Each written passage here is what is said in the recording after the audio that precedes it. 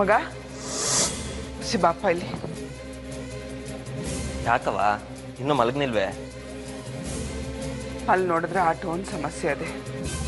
ಇನ್ನು ನಿದ್ದೆ ಹೆಂಗ್ ಬರ್ತದ ಮಗ? ಯಾಕವ ಅಂಥದ್ದೇನಾಯ್ತು? ಕಾಳಪ್ ಬಂದು ಕಬ್ಬನ್ ಗದ್ದೆಗೆ ಹಂದಿಗಳು ನುಗ್ಬಿಟ್ಟವೆ, ಅವುಗಳ ಕಾಟ ತಡೆಯಕ್ಕಾಗ್ತಿಲ್ಲ ಅಂತ ಹೇಳ್ಬಿಟ್ಟು ಹೋಗಿದ್ದ.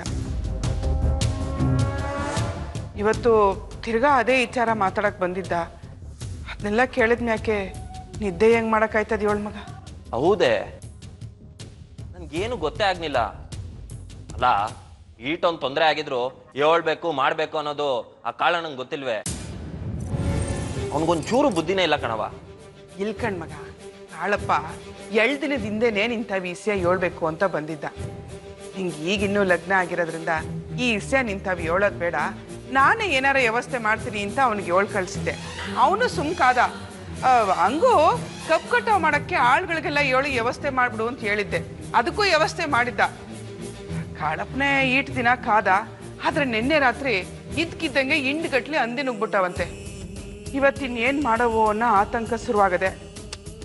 ಹೆಂಗೋ ಯಾವ್ರು ಮಾಡಿದಂಗೆ ಆಗ್ಲಿ ಹೋಗು ಕಾಳಪ್ಪ ಅಂತ ಹೇಳಿ ಕಳಿಸ್ದೆ. ನಾಳೆ ಗಂಟ ಏನ್ ಮಾಡ್ಬೋದು ಅಂತ ಯೋಚನೆ ಮಾಡ್ತಾ ಇದ್ದೆ ಕಣ್ಮಗ.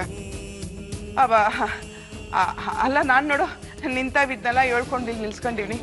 ಮಲಗೋ ಟೈಮ್ ಆಗದೆ, ನೀನೋಗ್ ಮನಿಕ ಯಾವ್ರು ಮಡಗ್ದಂಗೆ ಆಯ್ತು. ಹೋಗ್ ಮಗ. ಅಲ್ಲ ಕಣವ, ವರ್ಷ ಪೂರ್ತಿ ಕಷ್ಟಪಟ್ಟು ಬೆಳೆದಿರೋ ಬೆಳೆನ ಬಿಟ್ಬಿಡಕ್ಕಾದತ್ತ ಹೇಳು? ನಮ್ಮ ರೈತರೆಲ್ಲರೂ ಯಾವ್ದೇ ಇದ್ದಂಗೆ ಆಗ್ಲಿ ಅಂತ ಸುಮ್ಕೆ ಕೂತಿರೋದ್ಕೆಯ ಕಷ್ಟಪಟ್ಟಿರೋ ಶ್ರಮಕ್ಕೆ ಬೆಲೆನೇ ಇಲ್ದಂಗೆ ಆಗಿರೋದು. ಅಲ್ಕಂಡ್ ಮಗ, ಮನ್ಸರಾದ್ರೆ ತಪ್ಪು ಮಾಡಬೇಡಿ, ಅದೆಲ್ಲ ಒಳ್ಳೇದಲ್ಲ ಅಂತ ಹೇಳಿ ಬುದ್ಧಿ ಹೇಳ್ಕೊಳ್ಸ್ಬೋದು. ಹಿಂಡಾಗಿ ಪ್ರಾಣಿಗಳು ಬಂದ್ರೆ ಯಾರು ಏನ್ ಮಾಡಕ್ಕಾಯ್ತದ ಹೇಳು? ಹಂಗನ್ಬಿಟ್ಟು ಸುಮ್ಕೆ ಬಿಟ್ಬಿಡಕ್ಕಾಯ್ತದೇನವ? ನೋಡವ, ಏನಾರ ಆಗ್ಲಿ ಬೆಳ್ದಿರೋದನ್ನ ಕಾದು ಕಷ್ಟಪಟ್ಟಿರೋದನ್ನ ಉಳಿಸ್ಕೋಬೇಕು. ಹಂಗಂತ ಸುಮ್ಕೆ ಹೇಳ್ಬಿಟ್ರೆ ಆದಾತ ಮಗ? ರಾತ್ರಿ ಏನು ತೊಂದರೆ ಇಲ್ದಂಗೆ ಕಾದು ನಾಳೆ ಕಟಾವ್ ಮಾಡಿಸ್ತೀನಿ ಬಿಡವ. ಇದೇನ್ ಮಗ ಹಿಂಗೆ ಹೇಳ್ತಿದ್ಯಾ? ಹ್ಞೂ ಕಣವ, ಇವತ್ ಬಿಟ್ಟು ಸುಮ್ಕೆ ಕೂತ್ಕೊಂಡ್ರೆ ಕಷ್ಟಪಟ್ಟಿರೋದ್ ಕೈ ತಪ್ಪೋಯ್ತದೆ. ಹಂಗೆಲ್ಲ ಕಳ್ಕೋಬಾರ್ದು. ನಾನೋಗಿ ಕಾಯ್ತೀನಿ ಬಿಡವ. ಅಲ್ಕಂಡ್ ಮಗ, ಲಗ್ನ ಆಗಿದ್ದು ಹಸಿಮೈ ಇನ್ನೂ ಹಂಗೆ ಅದೇ ಅಂತದ್ರಾಗೆ ನೀನ್ ಒಬ್ನೇ ಗದ್ದೆ ತಕೋಗಿ ಮಲ್ಗೋದು ಅಂದ್ರೆ ಹೆಂಗೆ ಮಗ? ಅವ ಚಾಟೇನೋ ಗಿರ್ಗಿಟ್ಲೇನೋ ಕರ್ಕೊಂಡು ಹೋಗ್ತೀನಿ, ನೀನೇನು ಯೋಚನೆ ಮಾಡ್ಬೇಡ ಬಿಡು. ಆದ್ರೂ ನಂಗೆ ಯಾಕೋ ಬ್ಯಾಡ ಅನ್ನಿಸ್ತದೆ ಕಣ್ಮಗ. ಹಂಗಂದ್ರೆ ಆಗಕ್ಕಿಲ್ಲ ಕಣವ, ನೀನೇನು ಯೋಚನೆ ಮಾಡ್ಬೇಡ, ಆರಾಮಾಗಿ ಮನಿಕ ಹೋಗು. ಇದಕ್ಕೆ ನಿಂತಾವ್ ಹೇಳೋದ್ ಬೇಡ ಅಂತ ಸುಮ್ಕೆ ಆಗಿದ್ದೆ. ನೀನ್ ಎಲ್ಲಿ ನನ್ನ ಮಾತು ಕೇಳಿ ಹೇಳು?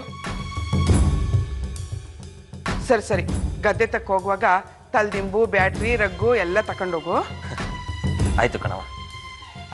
ಮಗ, ಆಳುಗಳೆಲ್ಲ ಸುಮ್ಕೆ ಮಾತಾಡಿ ಒತ್ಕಳದ್ ಬಿಡ್ತವೆ. ನೀನ್ ಅಲ್ಲೇ ನಿಂತಿದ್ದು ಕಟಾವ್ ಮಾಡಿಸ್ ಮಗ. ಆಯ್ತು ಕಣವ. ಹುಷಾರು. ಸರಿ.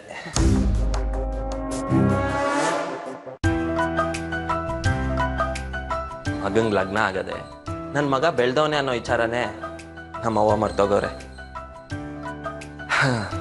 ಒಟ್ನಾಗೆ ಊರ್ಗೆ ದೊರೆ ಆದ್ರೂ ತಾಯಿಗೆ ಮಗ ಅನ್ನೋದೇ ಸತ್ಯ.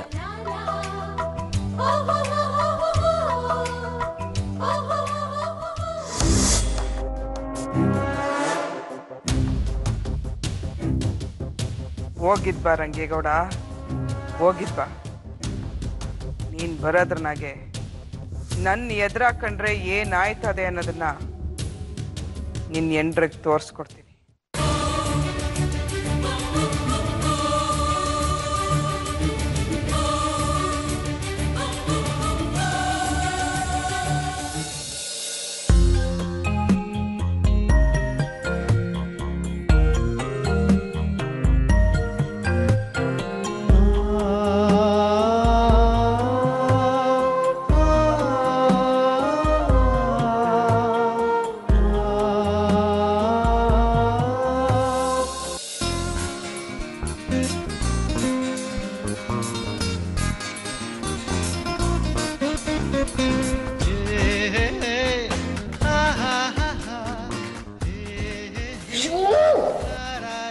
ನಾನು ಒಳಗೆ ಹೋಗ್ಬೇಕೋ ಬೇಡವೋ?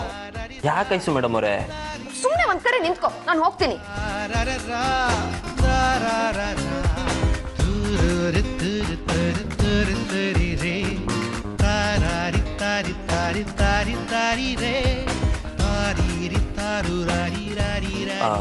ಐಸು ಮೇಡಮ್ ಅವರೇ, ನಮ್ ಗದ್ದೆಗೆ ಹಂದಿಗಳೆಲ್ಲ ನುಗ್ಗಿ ಬೆಳೆ ನಾಶ ಮಾಡ್ತಾವಂತೆ. ಅದಕ್ಕೆ ರಾತ್ರಿ ಕಾವಲಿಗೆ ಹೋಯ್ತಾ ಇವ್ನಿ. ಸದ್ಯ ಹೋಗ್ಬಾ, ಒಂದು ರಾತ್ರಿನಾದ್ರೂ ನೆಮ್ಮದಿಯಾಗಿ ನಿದ್ದೆ ಮಾಡ್ತೀನಿ. ಅಲ್ಲ, ಇರೋ ಕಾಡನ್ನೆಲ್ಲ ಕಡ್ದು ಕೃಷಿಗೋಸ್ಕರ ಭೂಮಿ ಮಾಡ್ಕೊಂಡಿದ್ದೀರಾ. ಪಾಪ ಆ ಪ್ರಾಣಿಗಳು ಗದ್ದೆಗೆ ನುಗ್ದೆ ಇನ್ನೆಲ್ಗೆ ಹೋಗ್ತವೆ? ಅಯ್ಯೋ, ಏನ್ ಹಿಂಗನ್ಬಿಟ್ರಿ ನೋಡಿ. ನಮ್ ರೈತರು ಒಂದು ಮರ ಕಡಿದ್ರೆ 10 ಸಸಿ ನೆಡ್ತಾರೆ. ಅಂತದ್ರಾಗ ಅವ್ರ ಹೆಂಗ್ ಕಾಡ್ ನಾಶ ಮಾಡ್ತಾರೆ ಹೇಳಿ?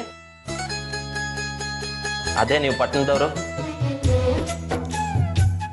ಫ್ಯಾಕ್ಟ್ರಿಗಳು ಕಟ್ಟಕ್ಕೆ, ದೊಡ್ಡ ದೊಡ್ಡ ಬಿಲ್ಡಿಂಗ್ಗಳು ಕಟ್ಟಕ್ಕೆ ಕಾಡ್ಗಳನ್ನ ಕಡ್ದಿರೋದಲ್ದೆ ಇರೋ ಬರೋ ಕೆರೆನೆಲ್ಲ ಮುಚ್ಚಾಕ್ಬಿಟ್ಟವ್ರೆ.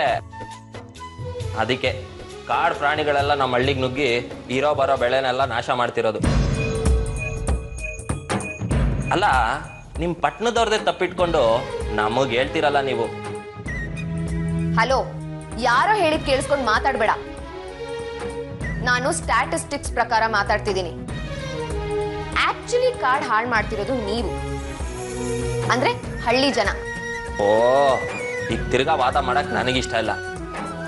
ನಿಮ್ಮ ಮಸಾನೆ ಮುಂದೆ ಹೋಗ್ಲಿ, ನಮ್ ಕೋಣನೇ ಹಿಂದೆ ಬರ್ಲಿ.